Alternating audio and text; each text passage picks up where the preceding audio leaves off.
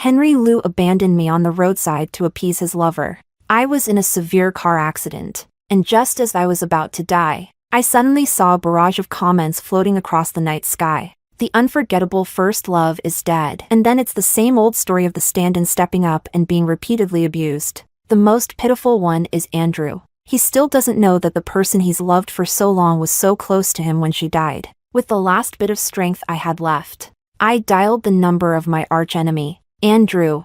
I didn't die and ended up in Andrew's hands. He pinched my chin, a cold smile spreading across his lips. The day I die, Miss Lee, you'll be coming with me. The barrage erupted. He means even in death, he'll want to be buried with you. Isn't that true love?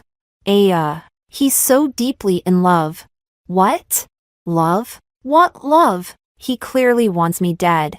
The next second, Andrew leaned down and kissed me. Chapter 1. Henry and I had a huge argument, and he threw me out on the roadside. The reason for our fight was that new intern in his company, Winona. They say she looks like me, but younger and more soft-spoken. In the car, Henry received a distress call from her. On the phone, she cried, her voice trembling as she said she had drunk too much and was being harassed by thugs outside a bar. I turned my head and sneered at Henry. Why didn't she call the police if she was being harassed? Why call you? Winona heard my voice over the phone and hurriedly apologized through her sobs. I'm sorry. I didn't mean to disturb you. Although Henry and I grew up together, after being forced into a business marriage by our families, our relationship grew colder. We each did our own thing, never interfering with each other's lives. But for some reason, I just couldn't stand Winona, maybe even hated her. Henry called his assistant to pick Winona up, then looked at me, sneering. Why do you hate Winona so much? Are you jealous? I'm not jealous. I hate her because she... My voice trailed off, as I suddenly saw a line of text floating across the sky through the windshield. Because she's a pretentious coquette. I thought I was seeing things. A pretentious coquette. I sneered. I don't just hate her. I quite hate you too. If you don't make her disappear, then forget about the marriage. Before long, the assistant called back. Mr. Lou. Miss Lynn got drunk and went to the riverbank. She looks like she's thinking of jumping into the river. I suddenly remembered how my dad's mistress used to always be on the verge of death, and my temper flared. If you go to her today, we're calling off the wedding. His brows furrowed, his eyes darkened, a sign that he was about to lose his temper. You want her dead? The car door unlocked with a cold click, and Henry's voice was icy. Get out! I didn't want to stay in the same space as Henry anyway. I opened the door and got out. The black Maybach quickly disappeared into the endless dusk. Only then did I realize I seemed to have been abandoned in the desolate outskirts. I stood by the roadside, trying to find a signal on my phone. A blinding light suddenly flashed from the side. The next second, a speeding car hit me, knocking me to the ground. My calf was crushed under the tire, the pain of bone shattering overwhelming me. The driver, afraid of getting into trouble, didn't even get out to check on me before speeding away. Blood flowed continuously beneath me, and I clenched my phone tightly, enduring the pain. Fortunately, I finally found a single bar of signal. I mustered the strength to call Henry. As soon as the call connected, it was immediately hung up. This was the outskirts. The nearest hospital was at least an hour away. I felt like I probably wouldn't make it until the ambulance arrived. The sky darkened, and I curled up on the concrete in pain, the scent of blood filling my nostrils. I could clearly feel life slipping away from my body, bit by bit. Just as I was about to dial for emergency services, I saw more lines of text floating across the night sky. By the time the ambulance arrived, she had already died from blood loss. How tragic. Rachel's story ends here. If Henry knew the call he just hung up was Rachel's last call for help before her death, he would probably regret it for the rest of his life. Whether he regrets it or not, he will definitely hate Winona for it. The unforgettable first love is dead, and the stand-in takes over, leading to more abuse and a tragic ending. The saddest part is Andrew. He doesn't know that the person he's loved for so long was so close to him when she died. He'll go mad and become the villain later, and his ending won't be good either. Enough. I can't stand seeing Andrew like this. I blinked, confirming that I saw Andrew's name. He seemed to be very close to me. I tried to move, and the will to survive pushed me to use the last bit of my strength to dial Andrew's number. The call connected quickly. His voice was cold. "Speak." I suddenly felt like crying, even though things had been so tense between us. I didn't expect him to actually take my call. In a weak, trembling voice, I said into the phone, "I was in a car accident. I'm dying. Please, help me." He paused, then immediately asked, "Where are you?" I told him the location and didn't hang up. I was shaking from the pain, unable to say another word. In my fading consciousness, all I could hear was Andrew telling me not to be afraid. In my memory, he had never spoken so many words to me before. We had always schemed against each other, fighting to the death. But at that moment, I felt he was the best person in the world. The moonlight pierced through the thin clouds and scattered on the ground. The cold wind blew, and my body temperature dropped as the blood continued to flow. I was shivering uncontrollably, struggling to keep my eyes open. Through the blood-blurred vision, I saw Andrew rushing towards me in a panic. Just before the world fell into darkness again, I saw more lines of text appear before my eyes. The unforgettable first love was saved? She didn't die? So how does the stand-in take over now? Why does this feel different from the usual novel tropes? Suddenly, it's getting interesting. Let's keep reading. Oh no, what should I do? I'm starting to ship them together. Chapter 2. During the half-month I was in a coma, I gradually understood. The words I saw were called a barrage. It was from reading The Barrage that I learned I was the unforgettable first love who died young in a stand-in novel. Henry is the male lead, and Winona is the female lead. After my death, Winona took my place with her similar face, starting a tragic love story with Henry. I thought Henry no longer had feelings for me, but it turns out he still carried me in his heart. After I died, he couldn't stop thinking about me, leading him to both love and hate Winona. Honestly, the plot of this novel disgusts me. Even after death, I don't find peace but become part of the tragic love story between the male and female leads. The day I opened my eyes, the barrage went wild. Rachel woke up. She really didn't die. No kidding. Andrew spent so much money hiring the best doctors in South City to save her, watching over her day and night. Of course, she wasn't going to die. Henry still thinks she's just throwing a tantrum by disappearing. He's still glued to Winona, waiting for Rachel to come back and admit her mistake. Ugh, so annoying. She better not wake up and start competing with Winona for the male lead again. It's the same old cliché plot. My fingers moved slightly, and Andrew, who was lying by the bed, immediately opened his eyes. He stared at me blankly for a moment before hurriedly calling for the doctor. While the doctor examined me, Andrew sat beside me, his gaze fixed on me. Only after listening carefully to the doctor's instructions did he finally approach. As he came closer, I noticed the dark circles under his eyes. He really did stay by my side day and night. He looked down at me, his expression unreadable. "Why did you call me?"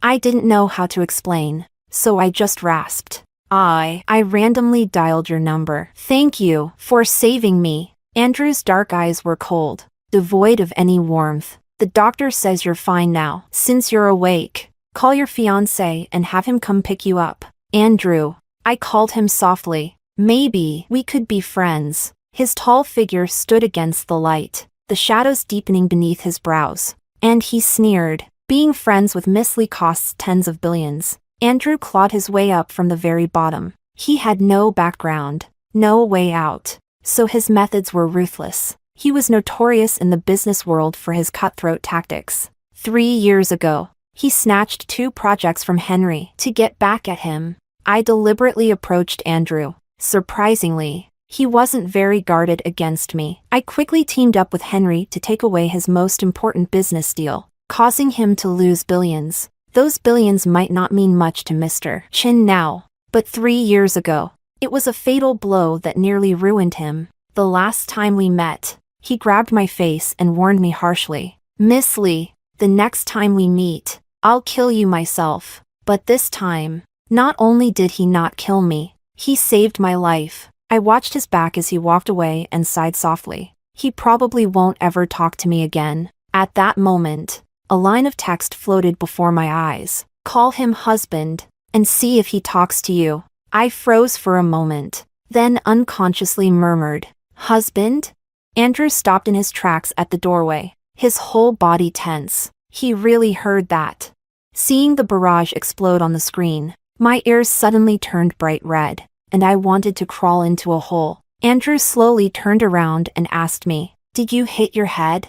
I buried my face in the blanket, peeking out at him through a small gap. Based on the information from the barrage, I knew Winona was the daughter of the woman my dad had an affair with. Now, my dad had acknowledged her as his daughter. According to the plot, after I die, my dad would have Winona marry Henry in my place. My dad wasn't too heartbroken about my death now that he had a new daughter. But back then, he begged me to agree to the marriage with the Liu family for the sake of his company. As expected, I'll never be more important than his interests. Rather than going back now to be used as a pawn by my father and being forced to marry Henry, I might as well pretend to have a damaged brain. I popped out of the blanket and said to Andrew, back then, my dad forced me to marry you to pay off his debts. Even if it was a business marriage, you didn't have to be so cold to me. We could be friends. The night was dark and thick. Andrew's silhouette was hidden in the darkness, his gaze deep and unreadable. I weakly coughed. Andrew, I want some water. He walked to the table, poured a glass of water, and then walked over to me. He glanced at the needle in the back of my hand, then gently helped me sit up, carefully feeding me water. Rachel, if I find out you're lying to me again, I really will kill you. His voice was low, cold, and dangerous. I bit the rim of the cup, slowly drinking the water. Hearing his soft warning, my body couldn't help but tremble slightly. When I looked up, I saw more lines of text floating by. Oh, please. You were worried sick about her swollen hand from the four. Who would believe you'd actually kill her? Tisk. You probably just want to kill her in bed. Hey, keep it PG. This isn't a no man's land.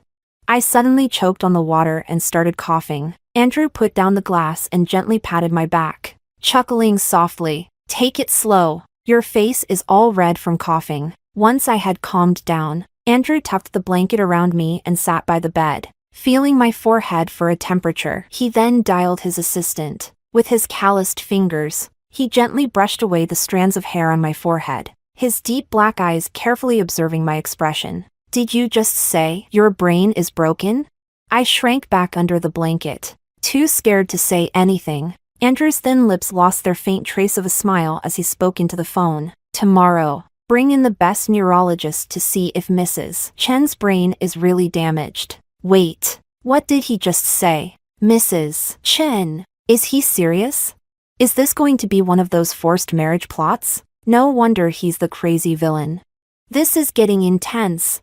I was completely stunned. I'm still injured and was only planning to play dumb for a while to avoid the wedding with Henry. But it seems I've provoked someone I shouldn't have. Had I known, I would have just continued to play dead. I turned my head slightly, avoiding his hand. There's no relationship between us. We agreed before the engagement that this marriage is purely a business arrangement, and we wouldn't interfere in each other's lives. Andrew realized that I had mistaken him for Henry. He narrowed his long eyes slightly. Rachel, do you know what kind of person I am? I shrank my neck and said softly, a good person. In the darkness, Andrew's expression was cold and stern, and he looked quite frightening. But at that moment, I was exhausted and sleepy, and with my injuries still fresh, I quickly fell asleep after closing my eyes. In the hazy moments of drifting off, I caught a faint scent of cold, woody fragrance in my nose, which disappeared as quickly as it came, and the barrage floated by again. Ah, just 0.1 centimeters more, and you stopped? Andrew, aren't you supposed to be the crazy villain? How can you not even dare to kiss her? Seriously, are villains this pure-hearted now? Chapter 3. The doctor said that after the car accident, I might experience some memory confusion, so it's normal to mistake people. Maybe it will get better after some time. I don't know what Andrew is thinking. He didn't deny being my fiancé and even visits me every day. The comments say he's doing it to avoid upsetting me and to help with my recovery. It seems like the little bit of kindness he has left in this life is all being used on me. But my temperament is both capricious and spoiled. Henry couldn't stand my attitude long ago. Andrew really shouldn't like me. 2 days ago, I threw a tantrum in the hospital, and Andrew took me home. After learning that my brain was messed up, his temper and patience seemed surprisingly good. No matter how spoiled I acted, he didn't seem to get angry. At one point, people around him thought he was the one who had lost his mind. The weather quickly turned to early summer, sunlight streaming through the blinds, and even the breeze carried the scent of sunshine.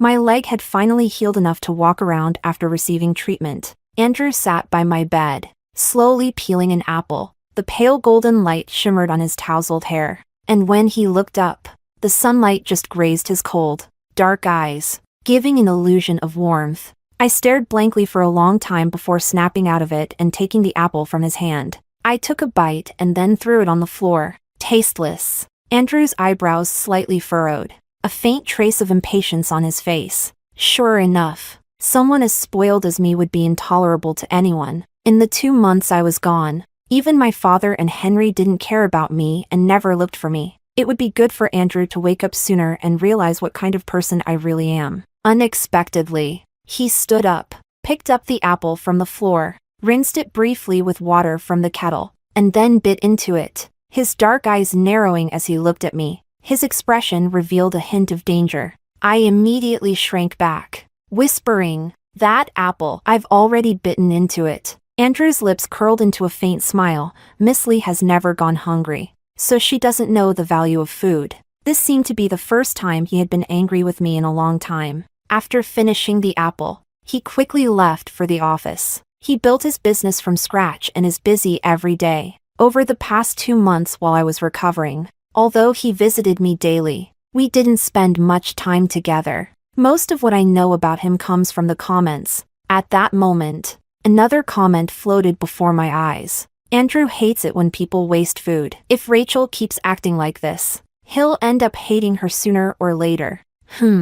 So if I keep acting up a few more times, Andrew will start to hate me. My leg has almost healed now, and by my calculations, it's just the right time to go back and settle the score with those people. Suddenly, the comments began to increase. Andrew has been an orphan since childhood. He once fought wild dogs to protect his food and started underground boxing at 14, enduring countless beatings just to get a full meal. Even after Rachel's death, Andrew was the only one who remembered her. But this spoiled young lady really didn't deserve the madness he later showed in avenging her. Yeah, just think back 3 years ago. Rachel casually mentioned meeting him for strawberry souffle the next day. Then she stole his business and disappeared, leaving Andrew waiting for her all day in the pouring rain. Indeed, someone as heartless as Rachel doesn't deserve him. That night, I tossed and turned in bed, unable to sleep. I had planned to cancel the contracts with the Liu family after returning, which would naturally transfer those businesses in the new city to Andrew.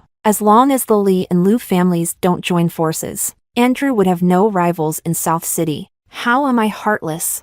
Lying in bed, staring at the screen full of comments accusing me of being heartless, I suddenly sat up. In the quiet of the night, I let out a long sigh. I truly deserve to die. Chapter 4. I climbed out of bed, felt for the crutch beside the bed, and headed to the kitchen. I turned on the kitchen light and hobbled to the fridge, taking out the ingredients. Since I'm picky about food, the fridge is always well stocked, so making a souffle wouldn't be a problem. I cooked the batter, piped on the cream, and finally added fresh strawberries on top. Looking at the delicate dessert on the plate, I let out a cold snort. Let's see who dares to say I don't deserve Andrew. Were you calling me? My body stiffened for a moment as I slowly turned to see Andrew lazily leaning against the doorframe. I had no idea how long he had been standing there, but I quickly found the answer in the comments. It seems he had been there shortly after I entered the kitchen, but I was too focused on what I was doing to notice him. I couldn't help but complain. Are you a ghost? Standing behind someone without making a sound, he walked into the kitchen, tugging at the corners of his lips. If you wanted something to eat, why didn't you call someone? Why sneak into the kitchen in the middle of the night? I pushed the souffle in front of him. I made it for you. Earlier, I suddenly realized I had misspoken and quickly shut up. Andrew paused, tilting his head slightly to look at me. Miss Lee has regained her memory and finally stopped calling me husband? I only said it once. I pursed my lips. And I wasn't calling you. The smile in Andrew's eyes instantly faded, his voice dropping as he asked. Then who were you calling? Standing on one leg, I instinctively stepped back. My foot faltered, and I nearly fell. Andrew reacted quickly, grabbing me by the waist. He held my waist firmly and lifted me onto the kitchen island. Don't move. His deep voice echoed in my ear, strangely alluring in the quiet of the night. My breathing inexplicably quickened. His hands rested on either side of me as he glanced at the plate and then lowered his eyes to ask, "You made this for me?" I nodded slightly. "But I don't like sweets." "Then throw it away." I paused, then said, "Or feed it to the dog." He picked up a spoon and started eating the dessert, a smile slowly spreading across his lips. "Not bad." Suddenly, he held the spoon to my lips. "Taste it." Aside from the man in front of me, pink comments floated across the screen. I realized that the interaction between Andrew and me was becoming too intimate. I turned my head slightly. "I don't eat sweets at night. They'll make me gain weight." Andrew grabbed my chin, forcing me to look at him. "If you don't eat it, I might think there's poison in this cake," he said with a faint smile, a strange emotion flickering in his dark eyes. "I can't go down alone. Can I?" I lowered my head and took a bite of the cake from the spoon, glaring at him. "Dog." Instead of getting angry, Andrew chuckled and continued eating while feeding me. The sweet smell lingered in the air, and soon the soufflé on the plate was gone. Even though it was just the two of us in the kitchen, the continuous flow of comments made me feel like I was being watched, making me extremely uncomfortable. After finishing the dessert, I hastily jumped down from the kitchen island. My mind went blank, and for a moment, I forgot that my left leg was injured. When I realized it, I gasped in pain. I reached out, grabbing the collar of Andrew's robe, pulling it open, exposing his firm chest muscles. I stumbled forward, my head buried against his chest. A bit of cream from the corner of my lip smeared on his chest, which rose and fell slightly. Below that were his defined abs. Faint scars were still visible on his skin. The situation was too awkward. I froze until I heard his voice above me. "Rachel, what exactly are you trying to do?" I looked up, meeting his obscure gaze, and suddenly realized that all the comments had disappeared. Only one fleeting comment remained, complaining about how the novel's censorship didn't allow anything below the neck to be described. Oh, so, this scene in front of me, they couldn't see it. I looked at Andrew, my gaze drifting. "I just want to go back to sleep. Your leg is injured. Don't move around." The next second, I felt my body lift as he picked me up. The cool, woody scent from him filled my nostrils, making me tense, and my fingers suddenly tightened on his shoulders. He frowned slightly, looking down at me. "Are you a cat?" I quickly released his shoulders, my hands now resting awkwardly on his chest. "This position doesn't seem right either." Andrew held me steadily as he walked toward the bedroom, letting out a soft chuckle. "If your mind is already healed, how should I deal with you?" I looked at him with innocent, harmless eyes. "I don't understand what you're talking about, hubby." Andrew's eyes darkened as he looked at me. "Does Miss Lee think I got to where I am today by being easily deceived? This guy Andrew is becoming harder and harder to fool." He gently placed me on the bed, and I wrapped my arms around his neck, giving him a light kiss on the cheek. Andrew's body stiffened, and his expression froze. Blushing, I whispered to him, "Good night." Chapter 5. The next morning, I was woken up by the ringing of a phone. With my eyes closed, I fumbled for the vibrating phone under my pillow. On the other end of the line, Secretary Wang's voice came through. "Miss Lee, yesterday Henry asked me about your whereabouts. I'm currently using a private phone number, and only Secretary Wang can reach me." I rubbed my eyes. "What did you tell him?" "I said you went to Europe for business and wouldn't be back for a while." But next month is your wedding day. Are you still planning not to return?" I turned over and continued speaking. "I'm planning to run away from the wedding. He can marry whoever he wants." "Sister Wang, You were right. Even if I'm entering into a marriage of convenience, I can't just pick any scumbag. I'm clear-headed now. I stared at the ceiling, suddenly recalling how Henry once mentioned feeling a sense of novelty when he met Winona. At that time, I didn't understand what he meant, but after meeting Andrew again, I must admit it feels quite fresh. It's kind of interesting when you think about it. As soon as I finished speaking, I locked eyes with a pair of pitch-black eyes in the corner, and the blood in my veins froze. It was Andrew, and then the screen filled with a barrage of WTF comments. I was dumbfounded, my mind going blank and unable to think. My face went pale as I hurriedly hung up the phone and hid it behind me. Why are you here? Comments appeared before my eyes. Why is Andrew still wearing the same robe from last night? Did he stay here all night? Help! What happened after Rachel pulled open his robe last night? Is there something my premium membership doesn't let me see? Weren't they too shy to even kiss before? How did things escalate so quickly? I snapped out of it and asked him in a trembling voice. Did you stay here all night? Andrew propped his head up with his hand, staring at me as he casually responded. I spent the whole night thinking about why you kissed me, and before I knew it, it was morning. He can think about something like that all night? Is this guy crazy? Wow, what a pervert. I love it. How does Andrew manage to be both creepy and pure? I tried hard to calm myself down. No, I couldn't calm down at all. Andrew had stayed in my room all night. That means he heard everything I said to Secretary Wang on the phone just now.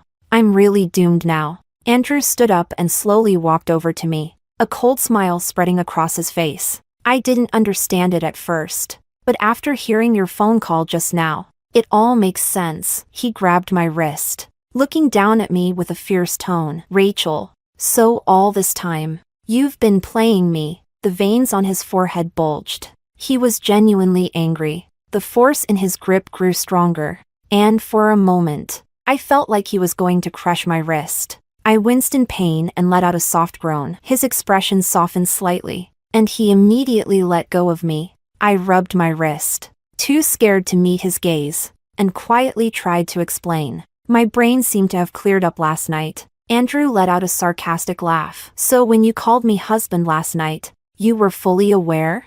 Tell me, what's your game this time? I met his gaze with teary eyes, the pain making tears well up at the corners of my eyes. I didn't. He reached out, his slightly rough fingertip brushing the corner of my eye, while his other hand gently massaged my reddened wrist. That won't do. You can't just quit in the middle of the game, or I might take revenge. Before I could react, he leaned down and bit hard on the skin between my thumb and forefinger. Dog. I couldn't help but curse at him. Instead of getting angry, he lowered his eyes and looked at me, chuckling softly. A comment floated across the screen. Did he enjoy being insulted? Pervert. I cursed him silently. Suddenly, my phone rang behind me. Before I could react, Andrew snatched the phone from me and answered it. Henry's voice quickly came through on the other end. Rachel, next month is our wedding. Where have you run off to? Henry must have taken Secretary Wang's phone.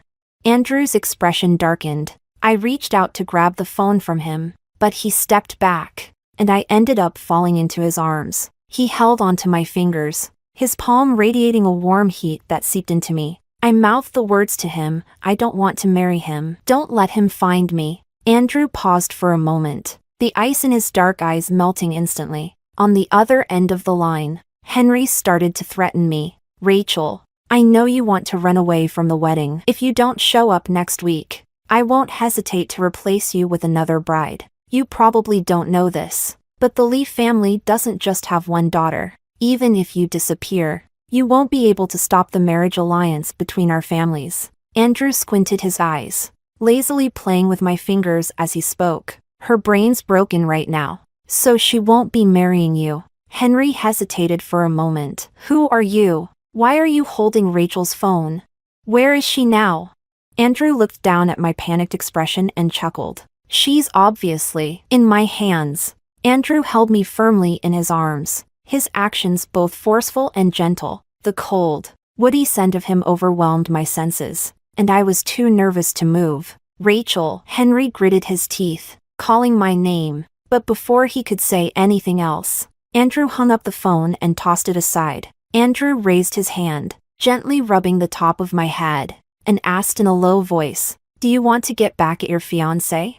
I stared blankly, my mind completely blank, until the screen in front of me was suddenly filled with comments. It was only then that I realized, belatedly, that I seemed to have nodded. Has my brain really gone bad? Andrew's slightly rough fingertips traced the contour of my ear, down my cheek, and finally rested on my lips. After a moment, a hint of a smile appeared in his eyes. "Relax." His deep voice was both seductive and restrained. I grew even more nervous because the barrage of comments didn't disappear like they did last night. "Aw, I'm so excited. I'm about to scream. Wow, is this really something I'm allowed to see?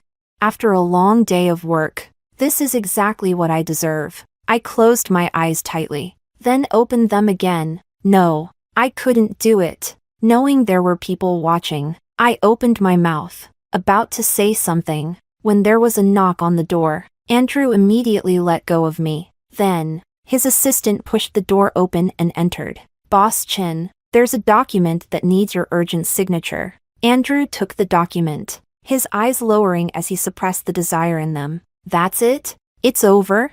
I knew it. There's no way I'd be allowed to see this. I was so ready. "And that's all? Are you kidding me?" I let out a sigh of relief. I looked up and met Andrew's gaze. He tossed the document to his assistant, leaned in close, and whispered in my ear, "I'm pretty busy today, but I'll come find you tonight." In a moment of foolishness, I asked him, "Don't you ever sleep?" He chuckled. "Then make sure you're clean and ready for me tonight." Huh? Is this happening at full speed? It's always more thrilling with the darkened female protagonist and the villain. I stared blankly at Andrew's retreating figure. Suddenly, it hit me. He misunderstood. Chapter 6. In the evening, the maid helped me take a bath. I'm not sure if it was Andrew's idea, but even the bath gel had a special floral scent. I waited anxiously until late at night, but Andrew didn't show up. I sat on the sofa by the window, reading a book, and unknowingly fell asleep. A loud bang jolted me awake. I hurriedly opened my eyes to see Andrew standing at the door, one hand in his pocket, his expression grim. "Miss Lee, did you sleep well?" He only calls me that when he's angry. I tilted my head to look at him and asked, "What happened?"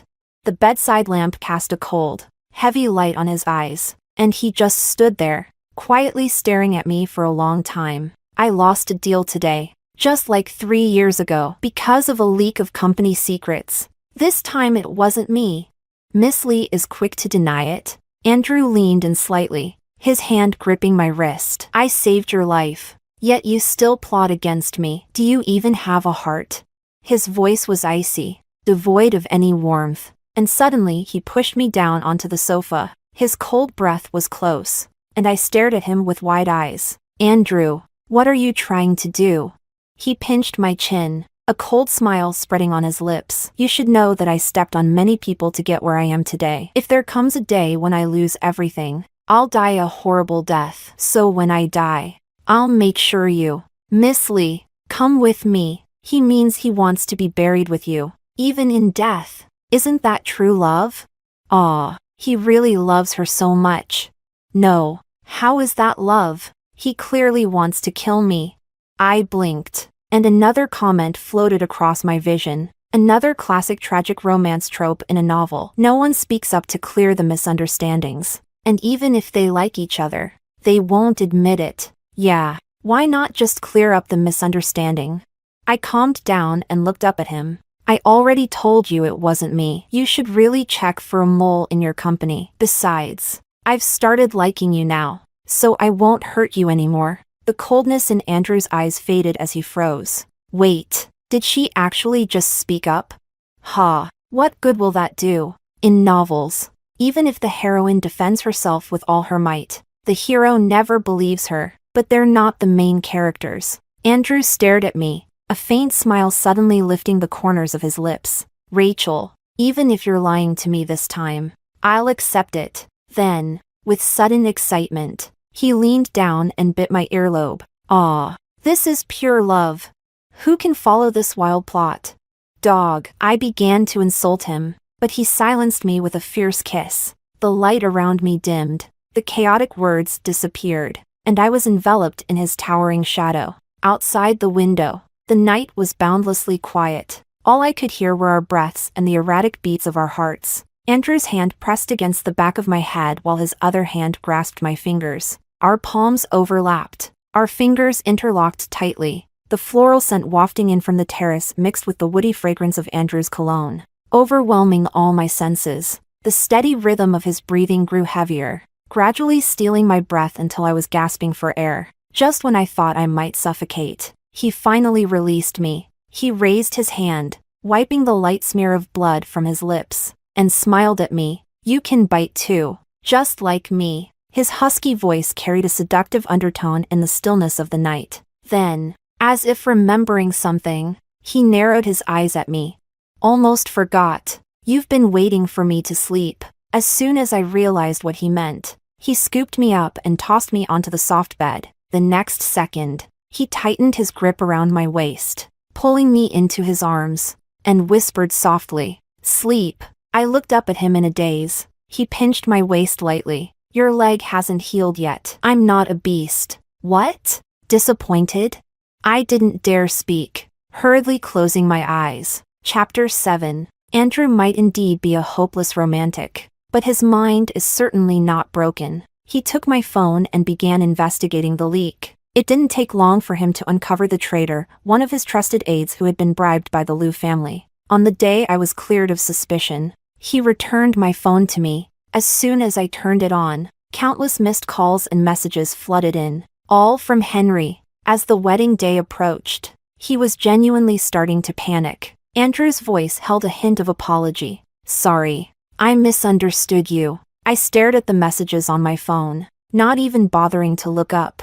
"I have a record, so it's natural for you to suspect me. I'd suspect me too." Andrew paused for a moment before continuing. "But I took your phone and didn't let you go out." I found his words a bit odd. "My leg is injured, and the doctor told me to rest. Where would I even go?"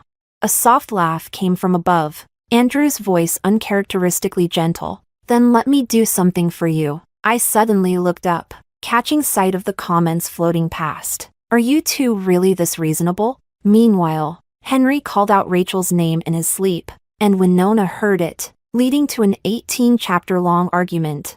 "Seriously? A misunderstanding this big and you're not even going to have a fight? The bed is right there. Stop. Your wild imagination is hitting me in the face." I thought for a moment and said, "I want to go to tomorrow's wedding." The comments suddenly became excited. I knew the plot couldn't go that smoothly. Andrew's about to lose it. "Andrew, hurry up. Time for the kidnapping, binding, and dark, twisted scenes." What kind of people are reading these novels? I suddenly felt a bit uneasy, and was about to explain myself when I heard Andrew say, "All right." I breathed a sigh of relief. I knew it, Andrew isn't as crazy as they make him out to be. But then, the smile on Andrew's lips slowly faded, and his eyes grew colder, filled with possessiveness. I also received an invitation, but I'm missing a date. Oh boy, here comes the showdown. Chapter 8. Before going to sleep, Andrew unexpectedly offered to massage my leg. His temperament is usually wild, like a dog, but at this moment, he was inexplicably gentle. He must have felt guilty for misunderstanding me this time, and his conscience got the better of him. I looked down at him as he knelt in front of me and smiled. Thinking about it, it's only right that he serves me like this. Andrew lifted his gaze to meet mine, his expression a bit cold. "Why are you smiling like a fox?" "You're the fox. Your whole family is full of foxes." He held my ankle in his hand, his dark eyes dimming for a moment, then asked, "Is your leg better?" I nodded. "The doctor said it's almost fully recovered." Andrew suddenly asked me, "I remember you mentioned that you like me?" In a moment of panic to save my life, I had indeed said that. I instinctively tried to pull my leg back. If you believe that just because I said it, then Boston is really easy to fool. As soon as the words left my mouth, a series of mocking comments flashed before me. Rachel is tough only with her words, constantly expressing her dissatisfaction. Sis, when you said that, your face and neck were turning red. If you don't like him, I'm a dog. Andrew's cold gaze lingered on my flushed ears for a moment before he chuckled, then grabbed my chin and kissed me on the lips. After a brief kiss, he let me go and stared into my eyes. What we didn't finish that day, we'll continue now. I didn't understand what he meant. It wasn't until he pinned me beneath him, and the subtitles in front of me instantly disappeared, that I realized what he was talking about. He kissed my neck lightly, then propped himself up to carefully observe my expression. The lights in the room were turned off, and moonlight streamed in, softening the sharp contours of his face. He looked devastatingly handsome. I could hear the sound of my own heartbeat speeding up. Are you scared? Who's scared? My breath was erratic, and I pushed him away with all my strength, cursing, Andrew, you bastard. When I said sleep, that's not what I meant. He pressed down on my hands, his scorching body heat seeping into me, and he smirked wickedly. Save some strength to curse me later. He leaned down and kissed me hard, swallowing my muffled protests. His fingers brushed through my hair, then trailed down my arm, capturing my wildly flailing hand, and just like that, I was pulled into the depths of the endless night by him. Chapter 9. The next morning, I opened my eyes, feeling sore all over as if I had been torn apart. Andrew held me tightly by the waist, pulling the blanket back up to cover me. At that moment, a flood of nonsensical comments appeared before my eyes. My face flushed with heat, and I immediately reached out to pull down the blanket covering Andrew. There were faint scratch marks on his tanned abs. The world fell silent again. Andrew stared at me, raising an eyebrow slightly. Are you really embarrassed? I didn't say anything. Instead, I picked up the watch he had left on the pillow and glanced at it. Then I tossed the watch onto his chest. The wedding is already over. Didn't you promise to take me there yesterday? A mischievous smile appeared in Andrew's dark eyes. Didn't Henry say he was going to marry someone else? Why would I take you there to ruin such a good thing? No wonder he kept me busy all night, turning me over and over. So that was his plan. Furious, I kicked him. I wanted to go back to settle scores with them. Now that the wedding is over, how am I supposed to do that? Andrew grabbed my foot and smiled. Your leg has just recovered. Don't kick too hard. There's still a banquet at your house tonight. I'll take you there. I had almost forgotten that there was a thank you banquet scheduled after the wedding. As I tried to get out of bed, my legs trembled with weakness. I barely stood up before collapsing back onto the bed. Images of last night's intense scenes flashed through my mind, making me want to kick Andrew again. I looked up at him, stretched out my foot, and gritted my teeth. Put my shoes on. Andrew knelt in front of me and put my shoes on. I raised my hand and brushed off the feathers that had fallen onto his black hair. He chuckled softly. Rachel, are you petting a dog? I nodded. The dog is quite obedient. Chapter 10. When I returned to the Lee household, everyone looked at me as if they had seen a ghost. Didn't Rachel run away from the wedding? How come she's back?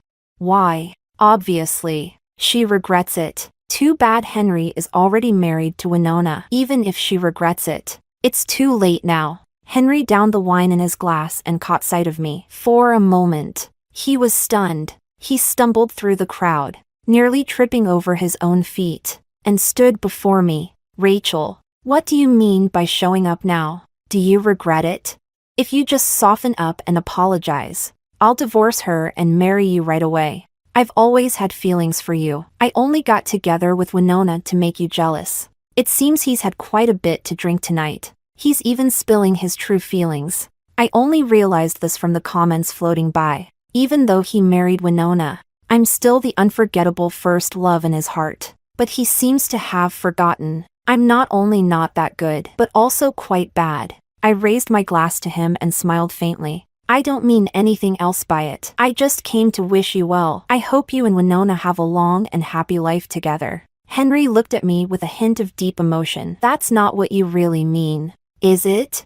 Of course not. What I really want to do is curse at him. He's already married, and yet he's still looking at me like this. Isn't it disgusting? I didn't want to talk to him anymore, so I walked past him. He reached out to grab my wrist, but I avoided him. I threw the wine in my glass into his face. "Don't touch me. Get lost." The next second, a glass of wine was thrown onto my dress. I looked up and saw Winona. She stood protectively in front of Henry, biting her lip and timidly speaking. "Miss Lee, if you're here to cause trouble, please leave. This is my home. It's my home now too."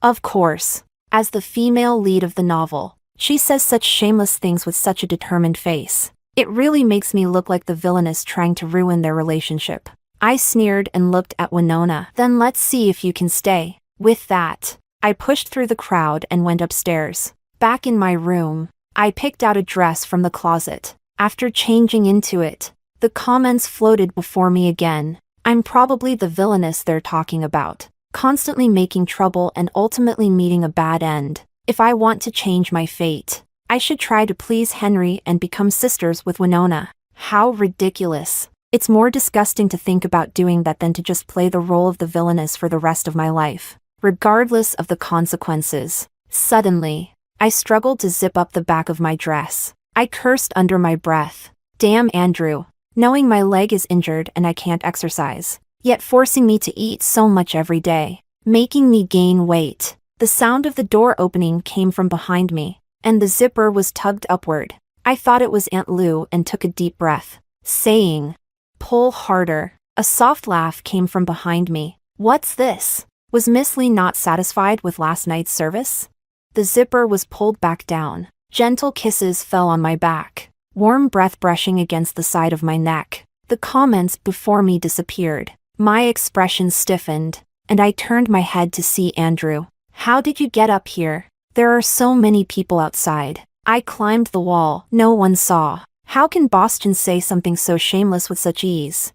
Because there are still more shameless things to do. Andrew flipped me around, lifting me onto the jewelry cabinet, grabbing my chin, and kissing me hard. Something was off about him. His actions were forceful, not giving me a moment to breathe. It wasn't until I was gasping for air and hit him hard that he finally let me go. His hands rested on either side of me, trapping me in that small space with an air of absolute possession. In the mingling of our breaths, there was a faint scent of alcohol. In the darkness, his eyes burned as they fixed on me, filled with unabashed possessiveness. I caught my breath and punched him hard. "You jerk. Don't take out your drunkenness on me." A flash of anger crossed his eyes, and he let out a cold laugh. "If I hadn't drunk, I would have gone out there and gouged out Henry's eyes. He's married, yet he dares to look at you like that. He really does talk like a villain." I tugged at his tie. "Don't be so bad, or there will be a bad end."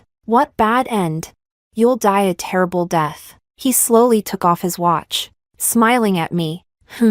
I'll take you with me when the time comes, bastard." He leaned down, kissing me again, silencing the words I hadn't yet spoken. Chapter 11. When Andrew finally climbed out of the window after half an hour of fussing, I changed my clothes and sat in front of the vanity mirror, covering the traces of our earlier intimacy. The comments reappeared. As I walked downstairs, my legs were still a bit wobbly. All the guests in the hall turned their eyes on me. Andrew stood among the crowd, dressed in a tailored suit and wearing gold-rimmed glasses. He looked every bit the elegant scoundrel.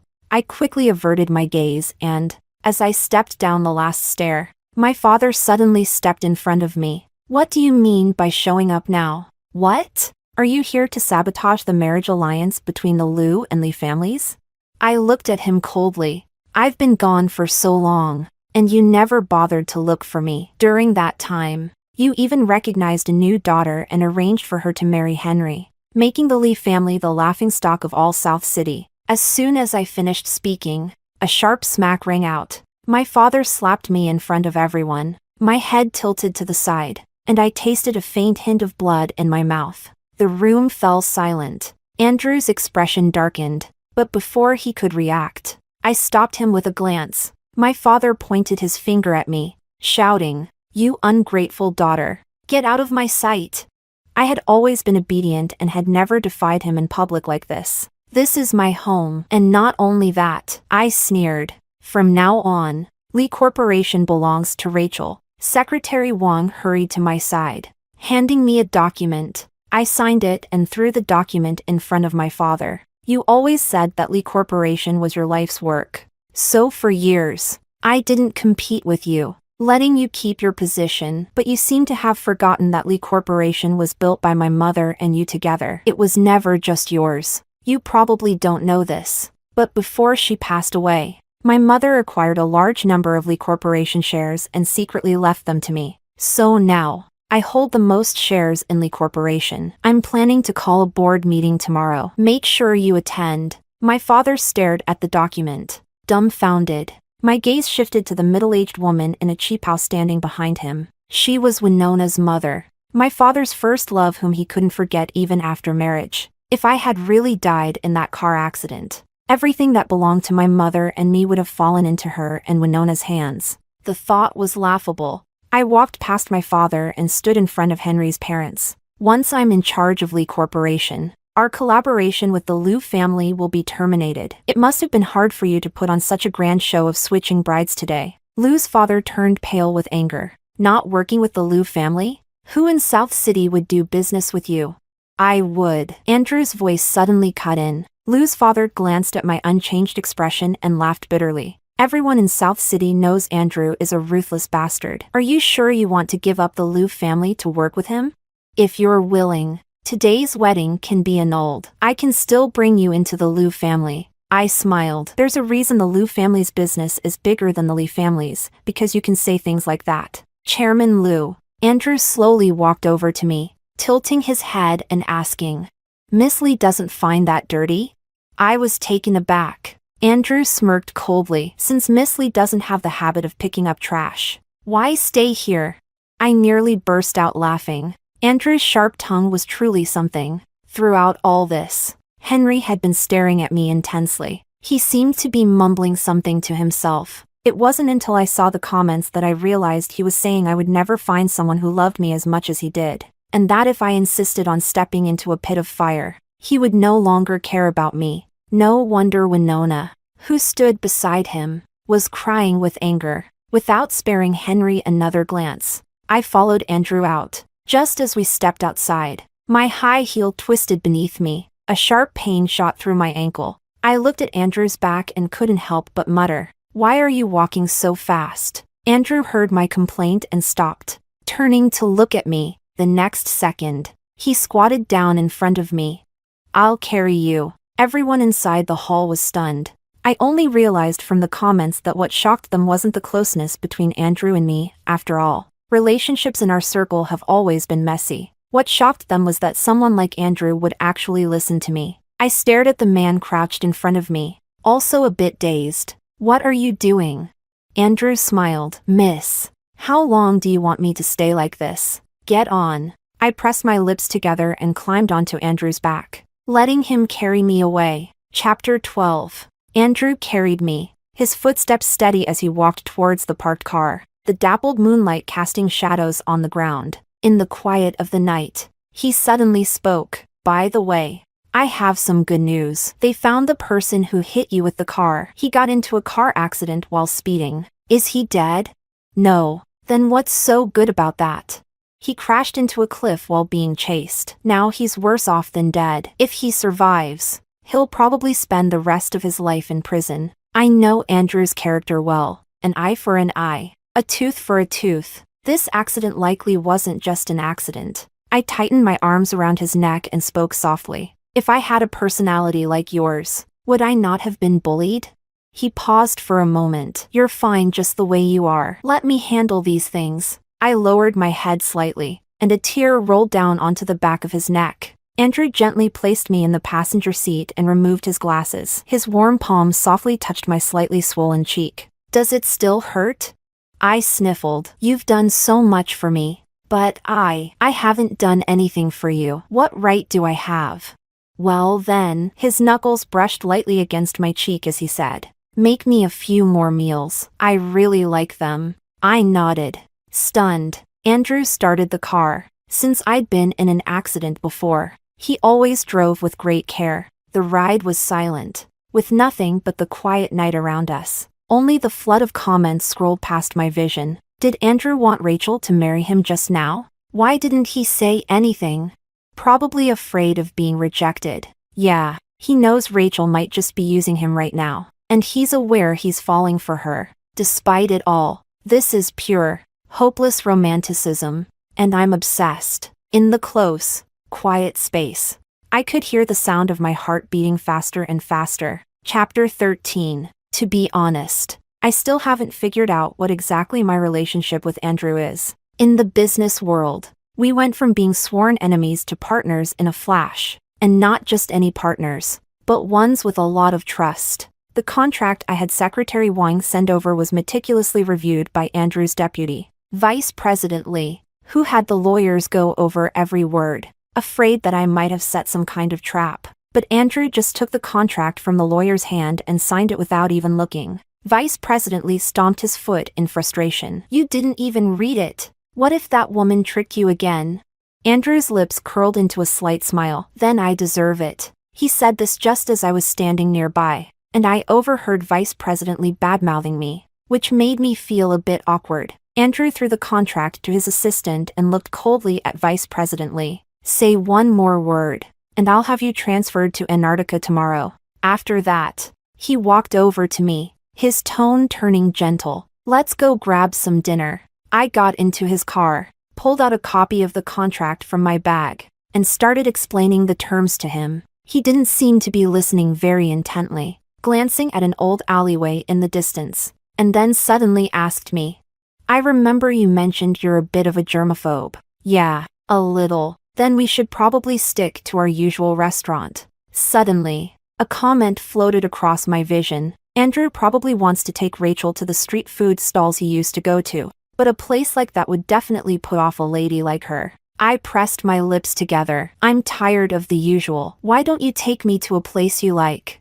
He chuckled. The places I like, you'd probably find vulgar. I turned my head to look at him. I think you're pretty vulgar too, but I don't mind. Andrew let out a laugh, then stepped on the gas, taking me to the old part of town. The black Bentley stopped at the entrance of an alley. He took my hand and led me to an old street food stall. He asked me once more, Are you sure you want to eat here? Yes. I settled onto the plastic stool, and Andrew quickly ordered the food. Even though it was a street stall, the utensils had been sterilized with boiling water, making it pretty clean. Did you used to eat here often? Andrew handed me the bowl and chopsticks after wiping them dry. Not often. He tugged at the corner of his lips. The first time I earned a bit of money from fighting. I came here for a meal. I was so bruised and beaten up that I scared the owner. I watched his casual expression, feeling a pang in my heart. I always knew he had a tough past, but I didn't realize it was this bad. The food was served quickly, and he put some on my plate. Try it. The stir-fry had a salty taste, with a strong flavor of street cooking. I watched the smile on his lips and said, It's pretty good. I took a few bites of rice and then heard Andrew ask me, I heard your dad is planning to cut ties with you recently. I nodded. They all think you've tricked me. That soon the entire Lee Corporation will fall into your hands, leaving us broke. It's a miracle I haven't been tricked by you. I won't trick you anymore. Rachel, his eyes softened. When you said you liked me, was it true? I really meant it. Andrew chuckled softly. You sound like you're lying to me. Suddenly, I got annoyed and kicked his leg under the table. Jerk. Now that doesn't sound like a lie. At that moment, I suddenly understood the helplessness mentioned in the comments, the feeling that even when a novel's heroine speaks her mind, it often doesn't make a difference. Chapter 14. This neighborhood didn't have the best reputation. At the table next to us, a few thugs arrived and gave me a not-so-friendly glance. Andrew reached into his wallet, pulled out some money, and placed it on the table. He said to me, Stop eating. I'll make you some noodles when we get back. He pulled me to my feet, draped his suit jacket over my shoulders, and wrapped his arm around me as we walked out. His grip tightened on my shoulder. Keep walking forward. Don't look back. I could hear the rustling footsteps behind us. Realizing those thugs were following, I was about to quicken my pace when Andrew stopped me. Wait. Something's not right. I glanced back and saw that the thugs who had been following us had scattered. Suddenly, several large men appeared at the entrance of the alley. Before I could react, Andrew stepped in front of me, landing a punch that took down one of the approaching men. A flash of silver glinted in the night. I gasped. "Watch out. They have knives." The sound of fists hitting flesh echoed around me. Andrew glanced back at me. "Find a place to hide." I ran to a corner, my hands shaking as I fumbled for my phone to call the police. A man with a knife charged at me. I suddenly realized that all of this seemed to be aimed at me today. I backed away in panic, and just as the knife was about to plunge into my chest, Andrew grabbed the man from behind, locking his arm around his neck. The man fell backward, crashing to the ground. Andrew told me to run, but I barely made it a few steps before I tripped and fell flat on my face. Useless. Andrew walked over to me slowly, a faint smile on his lips. "Miss, what would you do without me?" I glanced at the men lying in various positions behind him, then practically crawled into his arms. Suddenly, I froze, my hand slowly pulling away from his back. There was a warm, sticky sensation in my palm. It was blood. Andrew was hurt, and he was bleeding a lot. He was wearing a black shirt, so I hadn't noticed his injury. The next second, Andrew collapsed to the ground, taking me down with him. His body temperature was always high, but now his hands were cold. I clutched his hand tightly, crying like a lost puppy. Chapter 15. After Andrew was wheeled out of the emergency room, he was moved into the intensive care unit. The doctor said his vital signs were weak. Just as he had watched over me, I stayed by his side. I wanted to be good to him, but he ended up in a coma for 2 months. I began to hate him, to curse him. "Andrew, you idiot. Who told you to risk your life to save me? Did you ask for my permission? Weren't you the one who said you'd take me with you if you died? If you die on your own, I'll never forgive you. Even my own father wants me dead. So why are you being so good to me?" A knock on the door interrupted my thoughts. I turned around coldly and saw Andrew's deputy, Vice President Lee. "What is it?" "Miss Lee, those 2 old bastards have been imprisoned. Now, not only Lee Corporation, but even Lu Corporation is finished." I nodded indifferently. "You can go back to work." Vice President Lee immediately retreated. At that moment, the comments floated by. "Vice President Lee treats Rachel and Andrew the same way now. He probably realized Rachel is just as crazy as Andrew and not someone to mess with. Haha. If Andrew doesn't wake up soon, Rachel might just take the title of the craziest love-struck character in this story." 2 months ago, the 4 men who stabbed Andrew were hired by my father. Their target was me. As long as I was dead, the company would fall back into his hands. I always knew I wasn't as important as profits in his eyes, but I never thought he would go so far as to want me dead. He was my only family. In this world, it seems that Andrew is the only one who cares about me. And without Andrew, the world feels incredibly empty. I knew someone like my father had dirty secrets, so I went mad, digging into our own company, and I uncovered many long-buried scandals, dragging down a lot of people with them. The Lee and Lu families were always closely connected, so when the Lee family fell, the Lu family went down with them. But now, there are people from South City to North City who want me dead. I leaned over Andrew's bedside, murmuring, "Let me tell you something. Now it's not just my dad. Even the Lu family wants to kill me. Here's your chance. Wake up and protect me. If you keep ignoring me, I'm really done for." My eyelids grew heavier, and in a daze, I felt a gentle touch on my head. I opened my eyes and met Andrew's gaze. I quickly stood up and pressed the call button to notify the doctor, but his hand lightly grasped my wrist. As if he had something to say, I leaned closer to him. "If you die, would you be willing to be buried with me?" His voice was soft, hoarse. The rain that had been pouring down on South City for 2 months finally stopped, and the clouds began to clear. The doctor said Andrew was lucky and was out of danger. Not long after, he was transferred to a regular ward. I sat by his bed, peeling an apple. Andrew leaned against the headboard, watching me with a lazy smile. "Why don't you just give it to me to bite into? If you keep peeling, there'll be nothing left but the core." I glared at him but didn't stop what I was doing. "Eat it or don't." "I will." Andrew took a bite of the apple and raised his eyebrows at me. "I heard from Vice President Lee that you went a little crazy while I was in a coma."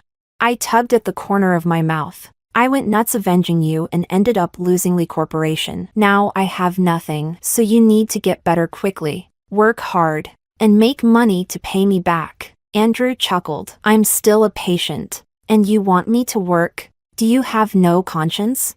I shook my head. No, I'm a bad person. If you regret it now, there's still time. I don't regret it. The smile on Andrew's lips was faint. I'm willing to be tormented by you for the rest of my life. Is Andrew confessing? Is it that hard to say I love you?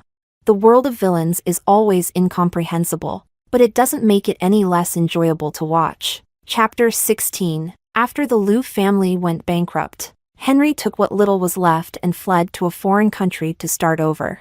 Winona wanted to follow him, but her mother tied her up and sent her to another wealthy man's bed. One day, when I was out shopping, I ran into her again. She walked straight up to me, her eyes red, and said, "Rachel, I'm separated from Henry now. Every day, I'm stuck with someone I don't even like. Do you have any idea what kind of life I'm living?" She always looked like this, weak, pitiful, as if the whole world owed her something. I responded coldly, "If you don't like him, you can leave. What does that have to do with me?" She shook her head. "He won't let me or my mother go." "Rachel, you went after so many people, but you spared me. After all, we are sisters by blood. Can't you help me?" I found it laughable. She wasn't even resisting, so why should I help her? "Miss, do I look like a good person to you? I didn't touch you because I don't consider you worth my time. And besides, if he won't let you go, can't you call the police? If you keep bothering me, I'll be the one calling them." I heard that later. The rich guy Winona was with dumped her right after their engagement. Not long after, Henry's business abroad became quite successful, and he returned to the country. Andrew, worried that Henry might come after me for revenge, wouldn't let me out of his sight. But it turned out Henry had already forgotten about me. The person he wanted revenge on was Winona, who had betrayed him. The next time I heard about them, it was on the news. After returning to the country, Henry tricked Winona into going to the Liu family's old estate and locked her in the basement. A week later, Winona managed to escape while he wasn't paying attention and flagged down a passerby to call the police. When she was taken to the hospital, she was covered in wounds, barely clinging to life. It was said that while Winona was hospitalized, the Liu family bribed her mother to write a letter of forgiveness for Henry. But Winona, always the weak one, surprisingly cut ties with her mother and insisted on suing Henry. Her luck wasn't all bad. When she was at her wit's end, a top lawyer suddenly appeared and helped her win the case, sending Henry to prison.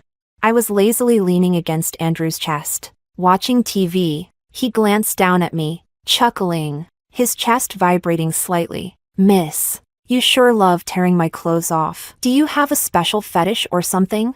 I took a bite of the peach he offered. It's the only way to get some peace and quiet, according to those who send comments. Any scene in the novel that goes below the neck ends up getting censored. Only like this could the endless barrage of comments disappear from my vision. "The lawyer who helped Winona with the case seems to be your high school classmate. Did you arrange that?" I suddenly had a change of heart and felt like doing something good. Andrew hugged me tighter, lowering his head so that the stubble on his chin brushed against the top of my head. "Then could you do one more good thing?" I looked up and asked, "What is it?" Andrew didn't respond. Instead, he went back to the room and changed into a white shirt. He rarely wore white, but when he did, it gave him an air of purity, combined with that excessively handsome face of his. It made my heart race for no reason, my mind going blank for a couple of seconds before I muttered, "What do you want me to do?" He walked closer, his eyes slightly lowered, his tone serious. "When I woke up, I asked you, if you died, would you want to be buried with me?" I didn't quite understand what he meant. It wasn't until the comments flooded my vision that I realized. Andrew was proposing to me. I didn't know if I was touched or angry. With tears in my eyes, I punched his chest. "Idiot. Who proposes like that?" Andrew laughed, catching my hand and gently kissing the back of it. Then he pulled out a diamond ring and slipped it onto my ring finger. I froze. "You're not even going to ask if I want to?" He curved his lips into a smile. "I know you do. At that moment, the screen was filled with comments. Woohoo! Happy ending! So it turns out Henry and Winona weren't the main characters after all. Who would have thought I'd get to see the villains have a perfect ending? But unlike before, when Andrew leaned in to kiss me, the screen full of comments disappeared. The story ended here, and that long, heated kiss lasted for quite some time. Andrew's fingers slid through the hair framing my face, cupping my cheeks as he studied my expression through the lingering light. What are you thinking? I panted softly. I'm thinking, from now on, the story will be just you and me. He stroked my hair, smiling as he asked, then what should we do next? I wrapped my arms around his neck, stood on tiptoe, and kissed him. He immediately pinned me down on the sofa. Outside, the sound of rain drizzled, and the dampness from the terrace seeped in, slowly evaporating in the heated air. My vision blurred with mist. In the long, deep night, there was only the sound of rain, heartbeat, and breath. Andrew gently wiped the tears from the corner of my eyes, laughing softly as he leaned closer to my ear. There's something I think I forgot to say. Rachel, I love you, and I have for a long time.